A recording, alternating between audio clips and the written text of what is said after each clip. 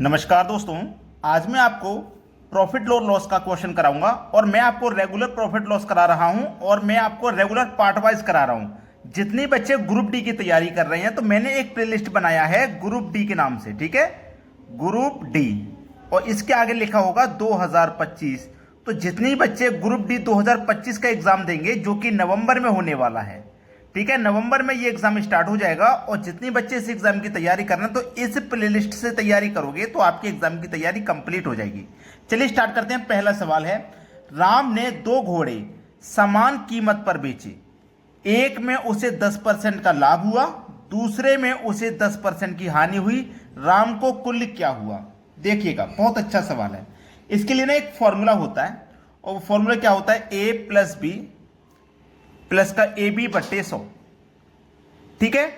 अब देखना उसने क्या कहा, एक को 10% के लाभ पे, दूसरे को 10% की हानि पे। तो ये आपका ए है और ये आपका बी है। ए को बेचा 10 के लाभ पे बेचा इसलिए प्लस का रहेगा, इसको हानि पर बेचा है तो ये माइनस का रहेगा, ये प्लस का ये माइनस का, तो प्लस माइनस क्या होता है, माइनस। ए आपका 10 है, बी का मान भी 10 है, बटे में 100 है। 2 जीरो से आप यहां 2 जीरो कटा दोगे, ये प्लस के 10 से माइनस का 10 कट जाएगा, तो 1 का गुना 1 से करोगे तो 1 ही रहेगा, लेकिन किसका 1 रहेगा, माइनस का। तो माइनस में आने का मतलब है कि आपको 1% की हानि होगी। अगर प्लस में आता तो प्रॉफिट होता, और माइनस में आएगा तो लॉस होगा, ठीक है। तो 1% की यहां पे हानि हो रही है, पहला ऑप्शन हो जाएगा सवाल का सही जवाब। अब देखते हैं अगला प्रश्न। अगला सवाल है, पूजा को एक वस्तु बेचने पर 20% का लाभ होता है यदि उसने वह वस्तु 10% कम पर खरीदी होती और 30 रुपये कम पर बेची होती तो उसे 20% का लाभ होता। वस्तु का लागत मूल्य क्या है? देखिएगा, वस्तु का जो भी लागत मूल्य होगा वो अपने आप में 100% होगा, ठीक है। अब देखो उसने क्या कहा है, उस बात पे ध्यान देना, समझ लीजिए प्रश्न को। अगर वस्तु को 10% हम कम में खरीदते, 100 की चीज को 10 कम में खरीदते तो कितने में खरीदते भाई, 90 में खरीदते, ठीक है, 90 में खरीदते।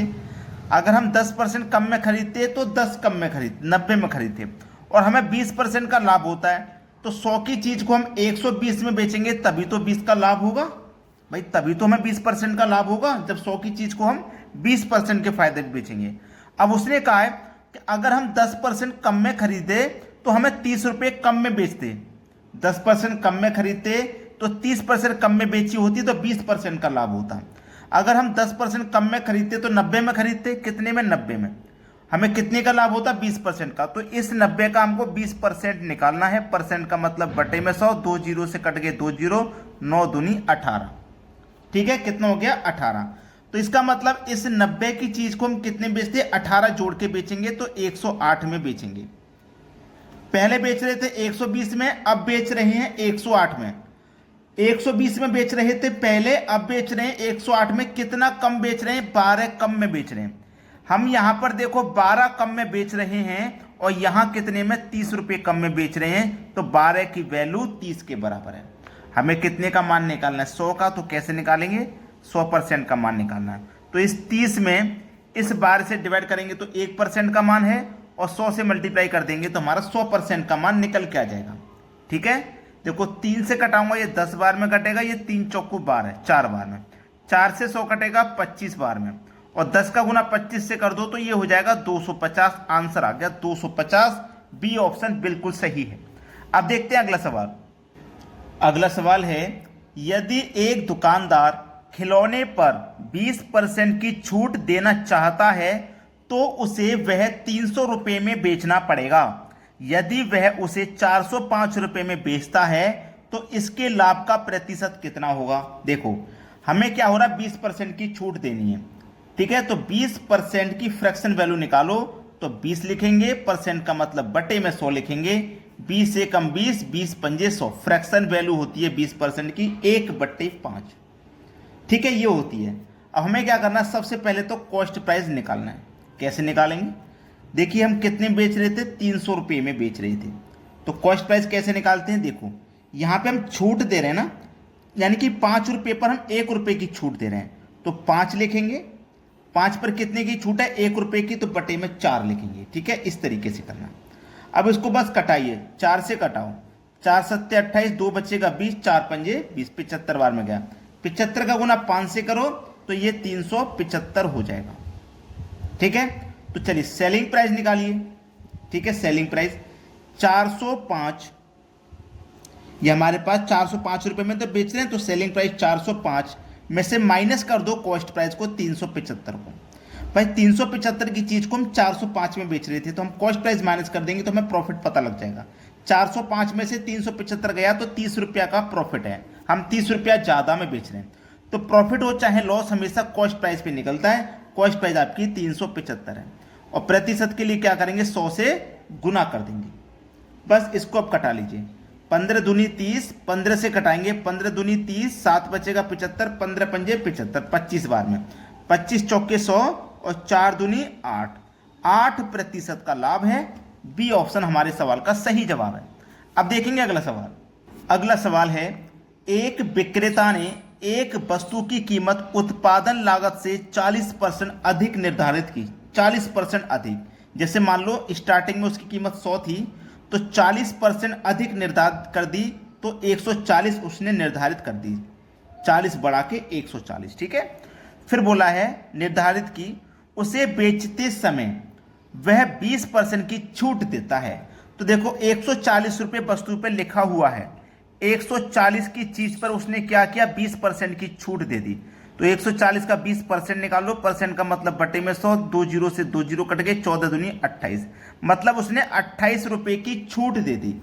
100 रुपए की चीज थी, उसने 140 उसने अंकित कर दी, यानी कि 40 रुपए ज्यादा कर दिए उसने अंकित। अब 40 रुपए ज्यादा अंकित करके वो कह रहा है कि मैं आपको 20% की छूट दे रहा हूं, तो 20% का मतलब उसने 28 रुपए की छूट दे दी। 140 में नहीं बेच रहा, अब वो 28 की छूट दे करके बेच रहा है, 28 की छूट दे करके बेच रहा है। ठीक है, वो कितने बेच रहा है, 28 की छूट दे के बेचेगा। क्लियर इतनी बात, 28 की छूट बेचेगा, 20% की छूट देता है और उसे 48 रुपए का लाभ होता है। 48 रुपए का लाभ होता है। अब समझिए प्रश्न को, 48 रुपए का लाभ होता है। इस वस्तु की उत्पादन लागत क्या है, वस्तु की उत्पादन लागत उसने पूछी है क्या है।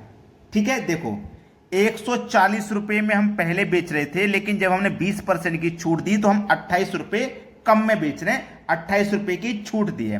तो 140 में से 28 को माइनस कर दीजिए, तो 140 में से 28 गया तो बचेगा 112। तो अब हम इस 100 वाली चीज को कितने बेच रहे हैं, 112 में बेच रहे हैं। इस 100 वाली चीज को अब हम 112 रुपए में बेच रहे हैं। पहले बेच रहे थे 140 में, फिर उस पर हमने 20% की छूट दी तो 28 रुपए की छूट दे दी। जब 28 की छूट दे दी तो अब इस 100 की चीज को हम 112 में बेच रहे हैं।